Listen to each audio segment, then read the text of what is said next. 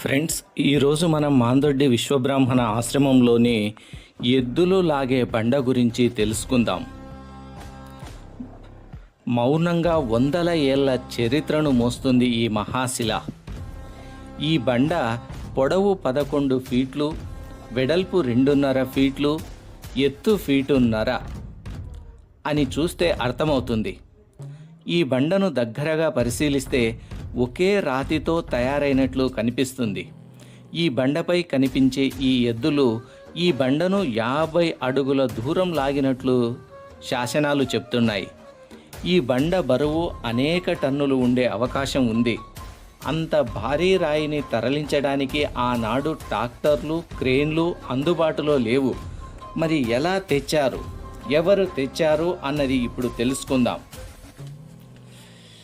మాందొడ్డి వాగు మరియు తుంగభద్రా నది సంగమ ప్రదేశంలో స్వయంగా విశ్వబ్రాహ్మణులు రాతిని చీల్చి ఎద్దులు, చెక్క దిమ్మెలు, మానవ శక్తితో ఆశ్రమానికి ఈ రాయిని చేర్చారు.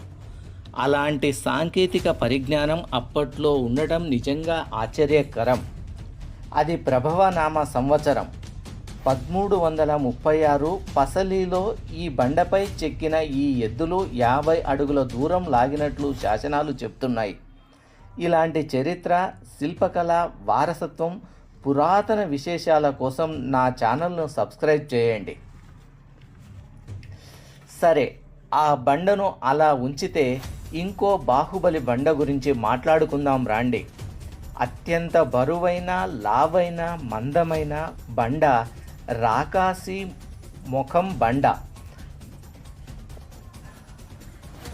ఈ బండ వెడల్పు 3 ఫీట్లు, ఎత్తు 2.5 ఫీట్లు, పొడవు 16 ఫీట్ల పొడవు ఉంది. ఇంతటి లావుపాటి బండను గనిలో చీల్చి ఆశ్రమానికి చేర్చడం అన్నది దైవాంశ సంభూతులతో మాత్రమే సాధ్యమవుతుంది.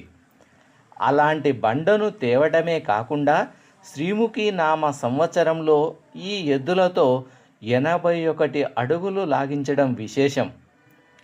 ఇదంతా పసలి 1342 సంవత్సరంలో ఈ అసాధ్యాన్ని మాందొడ్డి విశ్వబ్రాహ్మణులు అవలీలగా చేసినారు. ఆగండి, మరి ఎద్దులు కూడా కష్టపడినాయి కదా, వాటి గురించి కూడా చెప్పాలి కదా. అది ధర్మం కదా. ఎందుకంటే విశ్వబ్రాహ్మణ కుటుంబం కీర్తిని గడించడంలో వాటి యొక్క పాత్ర చాలా ఉంది.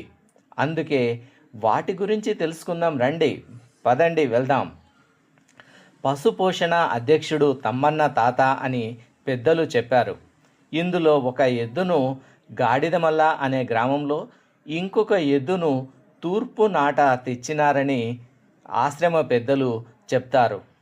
దూలం లాగే ఎద్దులతో తిమ్మాగురుడు తాతకు తప్పనిస్తే ఎవ్వరికీ మాట వినేవి కావంట. వాటి యొక్క ముక్కు తాడు పగ్గం లావు ఉండేదట. దానిని పట్టుకోవటానికి మీరు చిత్రంలో చూపిస్తున్నటువంటి బారెడు లావుపాటి కట్టెకు చివరన ఒక కొండీని తయారు చేసి దానితో ఎద్దును పట్టుకునేవారంట. అయితే దాని తిండి విషయానికి వస్తే సద్దపిండి మరియు బెల్లం కలిపి ముద్దలు చేసి తినిపించేవారు. బండని ఎద్దులు లాగుతుంటే ఎద్దులపైన మనుషుల దృష్టి పడకుండా ఉండటానికి బండకి రాకాసి ముఖం చెక్కినారని పెద్దల అభిప్రాయం.